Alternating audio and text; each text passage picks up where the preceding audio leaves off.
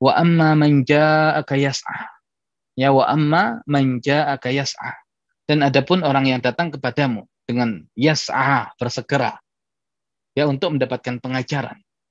Bayangkan Allah ulang lagi dengan menggunakan kata ja'aka. Kalau tadi an ja'ahul a'ma, ini wa amma man ja'aka yas'a. Ternyata datangnya masih menggunakan kata ja'a dan yas'a, bersegera. Dan kata yas'a juga bisa artinya berusaha.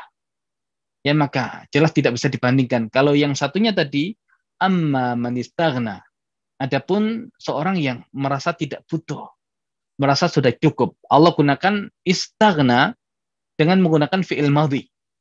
Ya, dan fi'il madhi itu artinya untuk sesuatu yang terjadi di masa lampau.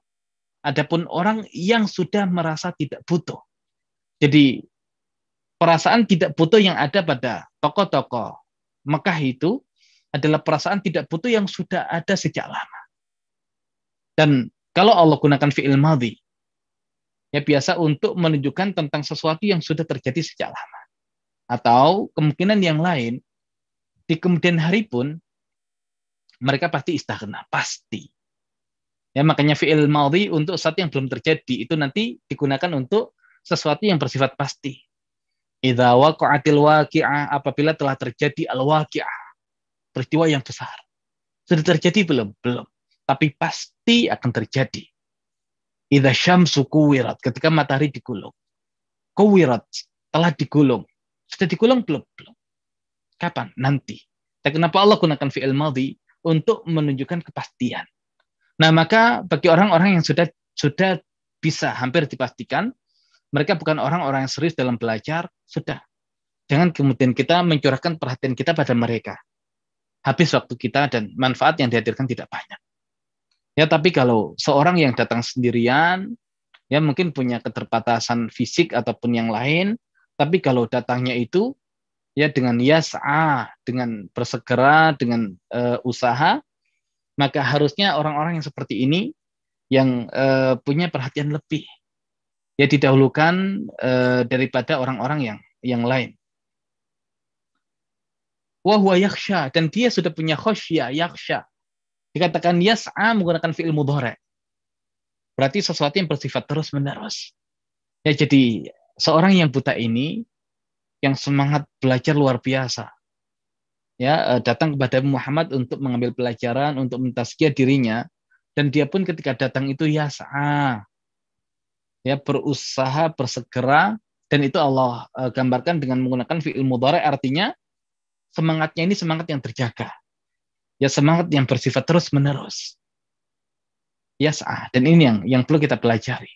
Ya, sahabat yang mulia dengan kondisi yang serba kekurangan, ya tapi urusan kebenaran.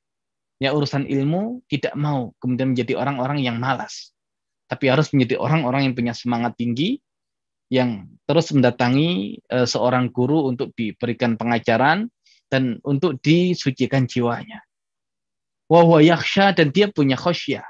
Dan yakhsyanya pun Allah gunakan fi'il mudhari'. Ya, litajaddud wal istimrar, untuk sesuatu yang terbarui dan bersifat terus-menerus. Ya, jadi Abdullah bin Ummi Maktum yas'a wa yakhsha. Bersegera dan bersungguh-sungguh, dan yakhsha, sudah punya rasa khasyah. Adapun orang-orang kafir istaghna, merasa nggak butuh. Dan bayangkan sebab manusia itu menyimpang adalah istaghna, merasa nggak butuh. Ya, terlebih tidak butuh kepada Allah. Ya, bukankah Allah Subhanahu wa taala berfirman, kalla innal insana layadgha. Sekali-kali tidak, sungguh manusia itu istaghna. Ya, layadgha, kalla innal insana. Ya, jadi manusia itu akan melampaui batas. Kapan? Ar-ra'ahu istaghna, kalau dia melihat dirinya sudah nggak butuh lagi. Ya, makanya kenapa kemudian kita mensucikan jiwa kita dengan kita mensibghakan nama-nama Allah Subhanahu wa taala, karena kita butuh itu. Ya, karena kita butuh itu. Ya, dan kenapa kemudian kita selalu berusaha dzikir kepada Allah Subhanahu wa taala. Ya, kita butuh itu. Ya, kita butuh itu. Makanya ulama mengatakan di dalam jiwa manusia itu ada rongga. Yang rongga itu tidak bisa ditutup dengan apapun, tidak dengan harta, tidak dengan kedudukan, tidak dengan popularitas. Tapi rongga yang ada dalam jiwanya itu hanya tertutup dengan ilmu. Ya, dengan ilmu. Maka inilah yang ya ya dengan ilmu, dengan iman. Ya, karena ilmu tertinggi berkaitan dengan Allah dan itu iman. Ya, yang tidak bisa dibandingkan dengan apapun. Ya, makanya kalau orang sudah tahu duluan, ya karena istaghnanya sudah yang menjadi sebab keburukan. Tapi kalau seseorang yang yas'a, seseorang yang punya khosyah, nah ini yang harusnya punya potensi untuk diberikan perhatian lebih. Fa anta anhu talaha. Ya, sedang engkau Muhammad ya malah mengabaikannya.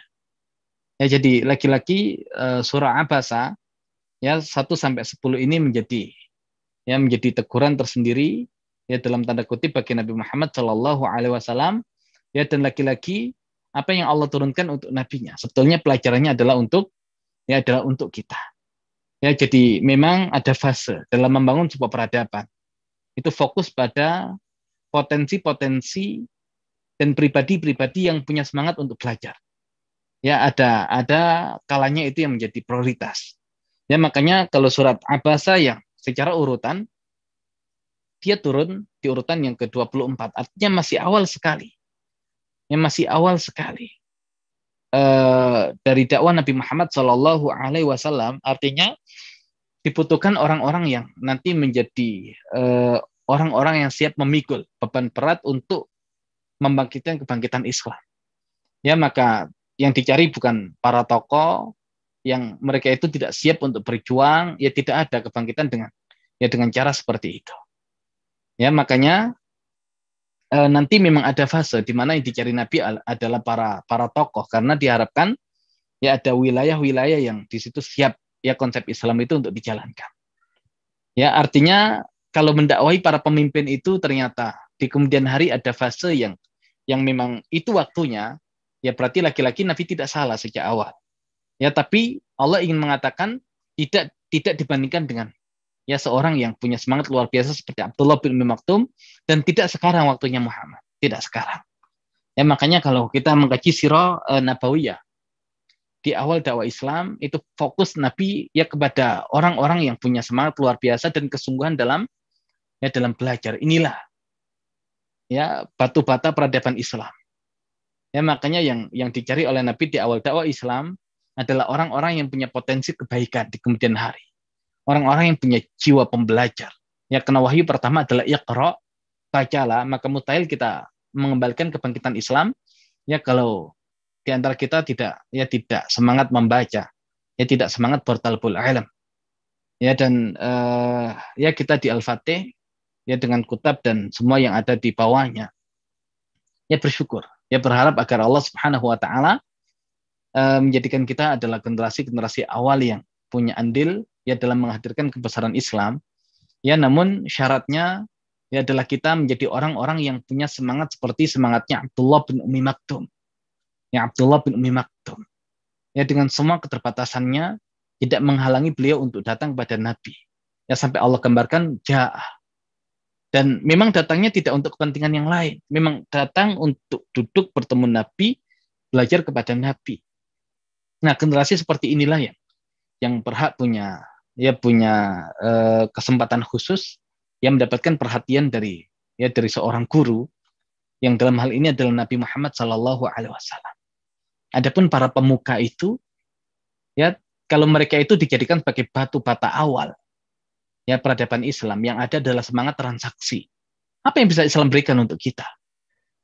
Ya, makanya kalau kemudian Islam tidak bisa memberikan sesuatu yang bermanfaat bagi kita, ya dan bahkan bisa menghilangkan potensi harta kita, kedudukan kita, bisnis kita, ya mereka tidak mau menerima kebenaran Islam. Ya, makanya lagi-lagi dalam bangun peradaban jangan pernah ada ya transaksi apa yang bisa kita dapatkan. Ya, bukan itu. Apa yang kita berikan, bukan apa yang bisa kita ambil. Ya, bukan apa yang bisa kita ambil. Makanya semangat inilah yang mari kita hadirkan ya, khususnya para ummahat yang ada di Depok ya sebagai pusat dari kutab-kutab yang ada di seluruh Indonesia.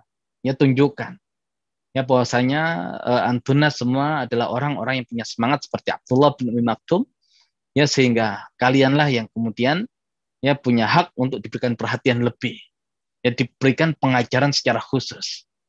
Ya kenapa? Karena akan menjadi batu bata yang menopang ya bangunan peradaban Islam yang tinggi menjulang.